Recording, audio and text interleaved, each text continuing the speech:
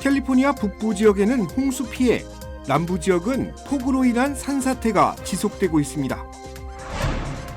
새해를 맞아 건강보험료 부담이 높아졌습니다. 정치권에서도 이를 둘러싼 논란이 지속될 것으로 전망됩니다. 캘리포니아주 차량국 시스템 오류로 32만 5천여 명이 리얼 아이디를 재발급받아야 합니다. 수수료는 전액 면제됩니다. 멕시코 서부 해안에서 규모 6.5의 지진이 발생했습니다. 지금까지 1명이 사망하고 10여 명이 부상을 입은 것으로 파악됐습니다. 뉴욕시 조란 맘다니 시장이 취임했습니다. 맘다니 시장은 세입자 보호와 교통 문제 해결을 핵심 과제로 내세웠습니다. 시청자 여러분 안녕하십니까? 2026년 새해 KBS 아메리카 첫 뉴스 시작합니다. 겨울 폭풍 영향에 의한 피해가 지속되고 있습니다. 캘리포니아주 북부 지역은 홍수 피해가 이어지고 있고 남부 지역은 폭우로 인한 산사태가 지속되고 있습니다. 첫 소식 이우수 기자가 보도합니다. 빗물이 길을 걷는 시민들의 무릎까지 차올라 있습니다. 한 주민은 이동의 편의성을 높이기 위해 서핑보드를 동원했습니다. 캘리포니아주 북부 베이 지역에 며칠째 폭우가 이어지면서 주택가를 관통하는 도로가 강처럼 변해버린 겁니다. 국립기상청은 캘리포니아주 전역에 겨울 폭풍의 영향이 미치고 있으며 지역에 따라 강한 소나기가 이어지고 있다고 밝혔습니다. 강풍을 동반한 소나기는 주말까지 지속될 것으로 전망되는데 높은 강우량이 2차 피해를 일으킬 수 있다는 우려도 나오고 있습니다.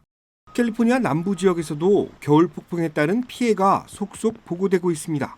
특히 산악지대 피해가 심각한 수준인데 토사가 무너져 내리면서 도로와 차량이 침몰되는 사고가 잇따르고 있습니다. We had some flooding in our downstairs, but we got it under control pretty fast. So 지역 주민들은 주말 동안 이어질 소나기 대비에 한창입니다. 전력 공급 중단은 가장 큰 문제입니다. Fire starting things, logs, wood, propane is a big popular one, tarps, things like that, anything weather related. 국립기상청은 주말 동안 캘리포니아주에 한랭 전선이 접근하면서 고지대 곳곳에 눈과 비를 내리게 할 것이라고 예보했습니다. 기록적인 강우량으로 산불에 의한 피해는 예년보다 줄 것으로 전망되지만 산사태 등 추가 피해에 대한 우려는 여전히 남아있는 상태입니다. KBS 뉴스 이우수입니다. 건강보험 개혁법에 따른 보조금 지급이 지난해 말로 종료되면서 보험료 부담이 새해부터 급등하게 됐습니다. 저소득층뿐만 아니라 중산층까지 수백만 명이 영향을 받게 되면서 정치권에서는 이를 둘러싼 논란이 새해 최대 쟁점이 될 전망입니다. 지난해 12월 31일이 시한이던 해당 보조금을 연장하거나 대체하는 법안이 공화, 민주양당의 갈등 속에 입법화되지 못했습니다. 민주당의 보조금 지급을 3년 연장하는 방안을 추진했지만 공화당의 반대로 통과되지 못했습니다. 또 보조금 지급을 없애되 세제 혜택이 적용되는 건강저축 계좌를 확대하는 방안, 보험사가 아닌 저소득층의 보조금을 직접 지급하는 방안 등 공화당의 대안 역시 민주당의 반발로 의회 통과에 실패했습니다. 의회 전문 매체 더 힐은 보조금 지급이 만료된 새해에 의회에서 논쟁이 벌어질 것으로 전망했습니다. 우선 새해엔 민주당이 지난해 말 추진했던 보조금 3년 연장 법안이 하원에서 표결에 붙여집니다. 이는 중도 성향 공화당 하원 의원 4명이 민주당의 해당 법안에 대한 심사 배제 청원에 서명했기 때문에 가능해졌습니다. 이 청원은 하원 의원 정원의 과반인 218명의 서명이 필요한데 이들 4명이 민주당 쪽으로 돌아서면서 하원을 장악한 공화당 지도부 반대에도 표결을 진행할 수 있게 된 것입니다. 이 법안은 공화당 220석, 민주당 213석인 하원에서 통과될 가능성이 커 보입니다. 그러나 상원은 공화당 53석대, 민주당과 민주당 성향의 무소속 47석에서는 통과되지 않을 것이라고 더 힐은 내다봤습니다. 트럼프 대통령 역시 오바마 케어 자체를 실패한 정책으로 규정하고 있으며 이 법이 보험사 배만 불리게 하는 것이라며 보험사 대신 국민들에게 직접 보조금을 주는 것이 필요하다고 주장하고 있습니다. 더 힐은 오바마 케어를 통해 가입한 건강보험 보험료가 평균 26% 상승할 것이며 보험 가입자의 연간 보험료 부담은 평균 114% 늘거나 $1,016 인상되면서 전년 대비 2배 이상이 될 것이라고 보도했습니다. 한편 미 전역에서 독감이 새로운 변이로 확산하고 있어 질병통제예방센터는 독감이 3월이나 4월까지 이어질 수 있다고 전망했습니다. CDC는 주요 원인으로 바이러스 변이를 지목했는데 인플루엔자 A형의 한 종류인 H3N2 계열은 고령층 입원이나 사망 등의 위험이 더 높은 것으로 알려졌고 독감 시즌 백신을 확정한 이후 변이가 등장했기 때문에 피해가 더 클 수 있다는 분석입니다.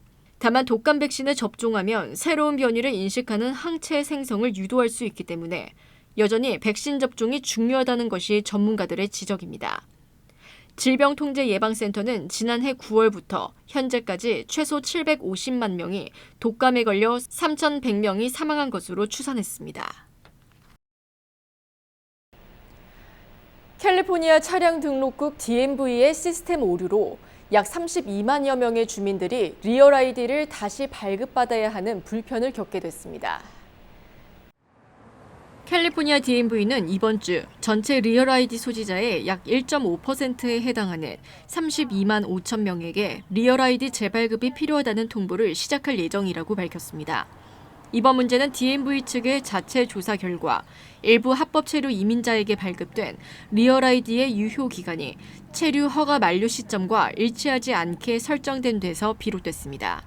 또 지난 2006년부터 사용된 노후된 레거시 코딩 시스템의 오류로 인해 발생한 것으로 파악됐습니다. 원래 리얼 아이디는 연방법에 따라 소지자의 체류 허가 기간에 맞춰 만료일이 설정돼야 하지만 시스템 오류로 인해 일반 면허와 동일한 갱신 주기가 적용된 것입니다. 스티브 고든 DMV 국장은 99%의 리얼 아이디 소지자는 아무런 조치가 필요 없지만 영향을 받는 대상자들에게는 연방 기준을 충족하는 유효한 신분증을 유지할 수 있도록 안내문을 발송하고 있다고 밝혔습니다. 이번 오류로 인해 리얼 아이디를 재발급 받아야 하는 주민들은 수수료가 전액 면제됩니다. DMV는 이번 오류가 유효기간 설정의 문제일 뿐 신분 확인 과정의 오류는 아니며 서류 미비자에게 리얼 아이디가 발급된 사례는 없다고 강조했습니다. 리얼 아이디 제도는 2005년 제정된 리얼 아이디법에 따라 항공기 탑승 등 연방 규정을 충족하기 위해 도입됐으며 여러 차례 연기 끝에 지난해 5월부터 본격 시행됐습니다. 캘리포니아와 같은 지진대 환태평양 불의 고리에 위치한 멕시코에서 강진이 발생했습니다. 멕시코 유명 휴양지 아카풀코 인근에서 규모 6.5의 지진이 일어났습니다. 셰인바움 대통령은 정례 기자회견을 잠시 중단했는데 대피 과정에서 한 명이 숨졌습니다. 박일중 기자가 보도합니다. 해안가를 향한 폐쇄로 카메라가 덜거덕거리며 떨리기 시작합니다. 지상에선 주차돼 있던 차들이 좌우로 흔들립니다. 사람들은 급하게 거리로 나와 몸을 피했습니다. 현지 시각 오전 8시쯤 멕시코 유명 휴양지 아카풀코 인근에서 규모 6.5의 지진이 났습니다. 진동은 400km 이상 떨어진 수도 멕시코시티에서도 관측됐습니다. Estuvo violento, ¿eh? ¿Cómo se movió esto ahí? 건물 외벽에선 잔해가 떨어지기도 했고 운동 중간에 경고를 듣고 황급히 대피하는 모습도 포착됐습니다.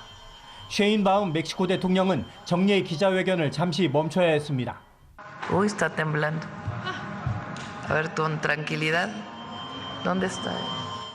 지진이 일어난 게레로 주 당국은 정전과 산사태가 보고됐다고 밝혔습니다. 또 대피 과정에서 부상자가 있었다고 전했습니다. 멕시코시티에선 1명이 숨지고 12명이 다친 것으로 확인됐습니다. 아카풀코 인근에선 2022년 9월 규모 7.7의 강진이 있었으며 이후 여진이 뒤따랐습니다. 이날도 규모 4.7 등의 여진이 이어졌습니다. 뉴욕에서 KBS 뉴스 박일중입니다.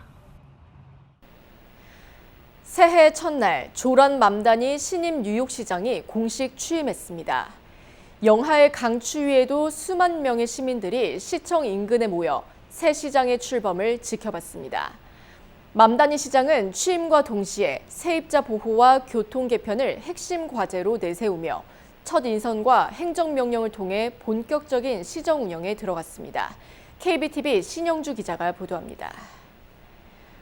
새해 첫날 뉴욕시청 옆 브로드웨이 일대 체감온도 영하 10도를 밑도는 강추위에도 시민들의 발길은 이어졌습니다. 뉴욕시청에서 브로드웨이를 따라 7블록에 걸쳐 마련된 취임 블록 파티에는 수만 명의 시민들이 모여 제112대 뉴욕시장 조란 맘다니의 취임을 함께 지켜봤습니다. 취임 선서는 버니 샌더스 연방 상원의원이 주재했습니다.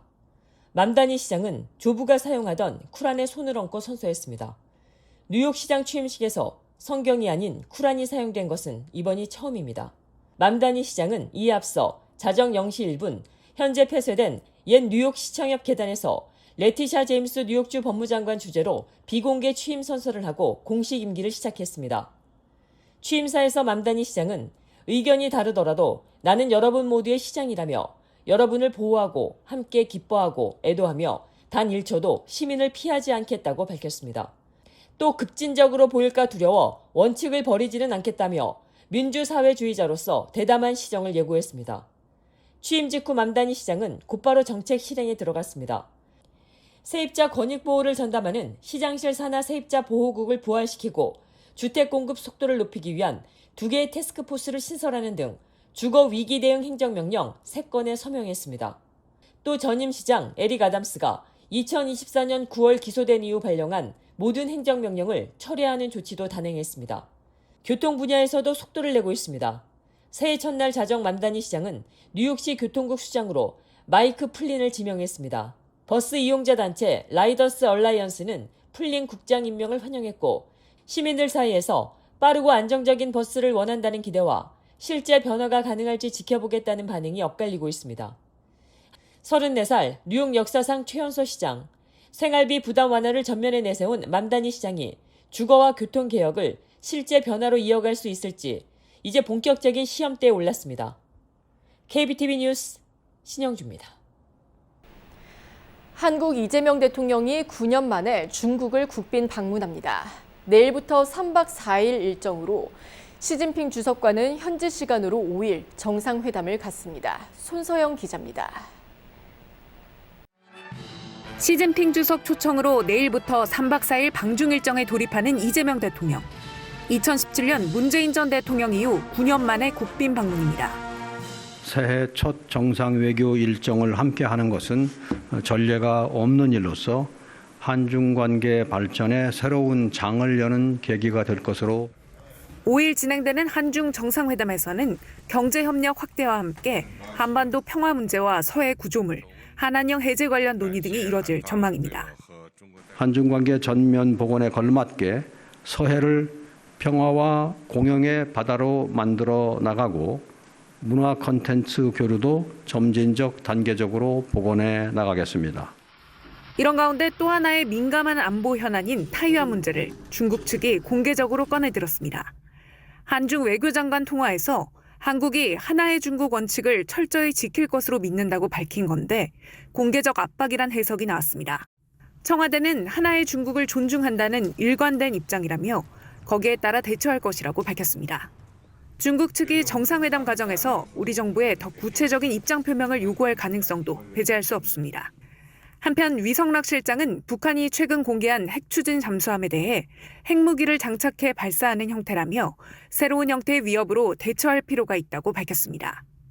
그러면서 중국 등 주변국에 이에 대응하는 측면에서 우리 핵잠 추진이 필요하다는 점을 설득해 나가겠다고 했습니다. KBS 뉴스 손서영입니다. 한국의 평택 주한미군 기지에 있던 아파치 헬기 부대가 지난달 비활성화됐다고 미 의회 보고서가 밝혔습니다. 이와 관련해 미 국방부는 결정된 사항은 없다는 입장을 밝혔습니다. 김성수 기자입니다. 미 의회 조사국은 최근 보고서를 통해 경기 평택 캠프 험프리스에 주둔해온 5.17 공중기병대대가 지난달 비활성화됐다고 밝혔습니다. 2022년 창설된 해당 부대는 아파치 공격 헬기 등을 운용해와 주한미군의 대표적 공중전력으로 꼽혀왔습니다. 이에 대해 미 국방부는 현지 시각 2일 어떤 결정도 내리지 않았다고 밝혔는데 병력 구조가 최종 결정되기 전 이를 공식화하지 않겠다는 원론적 입장으로 보입니다. 다만 피트 헤그세스 미 국방부 장관은 군 효율화에 나서고 있습니다. 요격 위험이 큰 헬기 대신 비용이 저렴하고 인명피해 위험이 적은 무인기 위주로 재편하겠다는 기조입니다. It requires more innovation, more AI in everything. America is the strongest, but we need to get stronger and quickly. 미 육군 재편을 다룬 이번 보고서는 텍사스 포트 후드 등 5개 본토 아파치 부대도 함께 비활성화됐다고 밝혔습니다. 앙규백 국방부 장관은 어제 아파치 헬기와 관련해 미 육군 자체로 여러 변화가 있는 것 같다며 육군 전체의 개혁 차원인 것 같다고 말했습니다. 해당 부대가 약 500명 규모로 운용돼 완전 철수할 경우 28,500명 규모인 주한미군 전체 병력에도 영향을 미치게 되는데 안 장관은 아파치 부대 운용 중단이 주한미군 감축을 의미하는 건 아닌 것 같다면서 오는 6일 캠프 험프리스에 방문해 직접 설명을 듣겠다고 밝혔습니다. 트럼프 행정부의 군 효율화 작업이 속도를 내고 있습니다. 주한미군의 규모와 역할에 대한 논의도 본격화할 것으로 보입니다. 워싱턴에서 KBS 뉴스 김성수입니다. 김정은 위원장의 딸 주애가 금수산 태양궁전을 참배하는 모습이 처음 공개됐습니다. 북한에선 이른바 백두혈통의 성지로 상징성이 큰 곳인데요. 당대회를 앞두고 이뤄진 부녀 동반 참배를 놓고 여러 해석이 나오고 있습니다. 장혁진 기자가 보도합니다. 김정은 위원장이 새해 첫날 금수산 태양궁전을 찾은 건 3년 만입니다. 김일성 주석과 김정일 국방위원장 시신이 안치된 곳으로 체제 정통성을 상징하는 곳입니다. 위대한 수령님과 위대한 장군님께 새해 인사를 삼가 드리시었습니다. 자주색 정장 차림의 딸 주애도 이곳을 처음 찾았습니다. 특히 공개된 사진엔 참배 행렬 맨 앞줄 김정은 부부 가운데 서 있습니다. 최고 지도자가 딸에게 정중앙 자리를 양보한 셈인데 북한 매체 보도에서 찾아보기 어려운 일입니다. 전날 신년 경축 행사에서도 주애는 김 위원장의 볼뽀뽀를 하는 등 친밀한 모습을 보였습니다. 이른바 백두혈통 세습의 정당성을 강조하면서 잠재적 후계자 이미지를 구축하고 나아가 후계 공식화에 나서고 있다는 관측이 나오는 배경입니다. 현재 후계자 내정 및 후계 수업 단계에 있는 것으로 평가됩니다. 제9차 당대회가 대내적 공식화와 대외적 공식화의 계기가 될 것으로 전망됩니다. 그러나 주애가 아직 노동당 입당 나이도 되지 않은 만큼 후계 공식화로 보기는 이르며 안정된 가족 이미지 연출에 무게를 싣는 시각도 있습니다.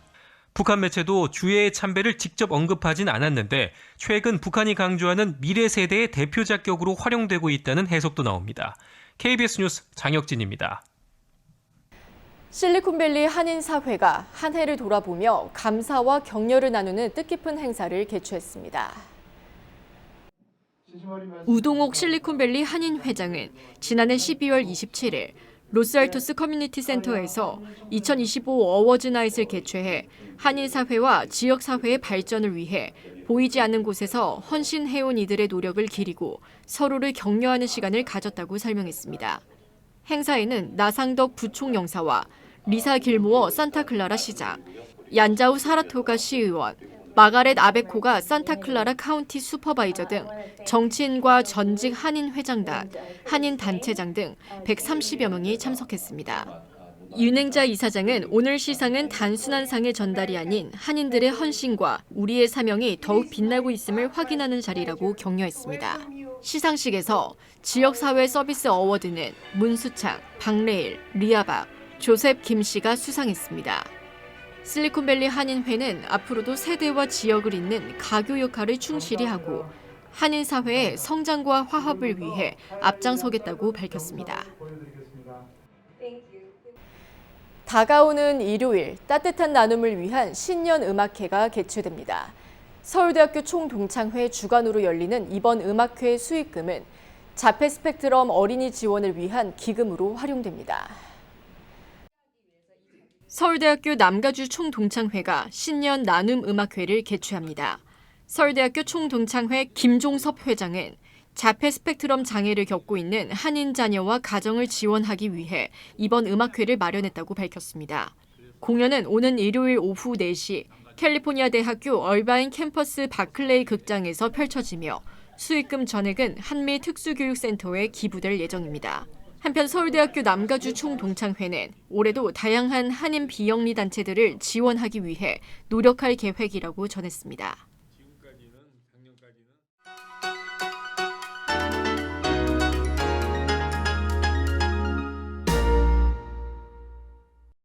주식시장은 오늘도 상승에 실패했습니다. 초반의 강세를 약세로 뒤집은 뒤 혼조세로 반등하는 데 그쳤는데요. 개장 초 344포인트까지 오르며 5주 만에 최대 상승폭으로 탄력받았던 내스닥은 상승분을 싹 다 반납하며 하락 반전했고 3대 지수는 나란히 이번 주를 6주 만에 하락한 주로 마무리했습니다. 산타클로스 밸리는 3년 연속 실종된 가운데 2026년 첫 거래일 역시 강세로 마감하지 못했습니다. 지난 12월 31일 매그니피센트 세븐 전 종목이 모두 하락한 데 이어 오늘도 5종목이 떨어지며 부담을 키웠는데요. 기술주 전반에 걸친 차익 실현 움직임은 벌써 5일째 이어지고 있습니다. 3대 지수 중 다우존스만 유일하게 랠리 모드에 진입하고 S&P 500도 5일 만에 약세를 모면했지만 내스닥은 작년 1월 이후 무려 50주 만에 5일 연속 떨어지는 모습을 나타냈습니다. 특히 오늘까지도 거래량은 평소보다 저조한 수준에 머물렀지만 이번엔 변동성이 커지며 장은 출렁이는 움직임을 반복했습니다. 다음 주에는 ADP 민간 고용과 구인 이직 보고서, 비농업 부분 취업자 수, 실업률이 잇따라 발표되는 만큼 변동성은 다시 한번 확대될 가능성을 시사했습니다. 지금까지 김재환이었습니다.